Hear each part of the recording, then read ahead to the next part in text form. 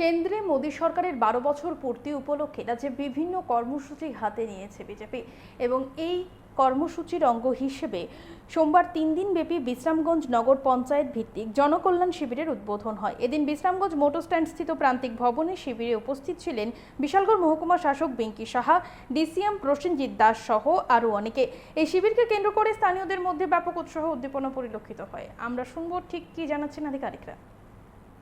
প্রকল্পগুলো নিয়ে যাতে করে সবাই এই প্রকল্পের মধ্যে নিজেদেরকে আওতাভুক্ত করতে পারেন। আমাদের গত 12 বছরের যে ফ্ল্যাগশিপ স্কিমগুলো রয়েছে আমাদের মাননীয় প্রধানমন্ত্রীর নেতৃত্বে, সেই ফ্ল্যাগশিপ স্কিমগুলোর মধ্যে অন্যতম 4-5টি স্কিমের দিকে আপনাদের দৃষ্টি আকর্ষণ করতে চাইছি। তার মধ্যে হচ্ছে আয়ুষ্মান ভারত, যেই স্কিমের মধ্য দিয়ে স্বাস্থ্য পরিষেবা এখন প্রতিটি গরিব মানুষের হাতের মুঠোয় রয়েছে।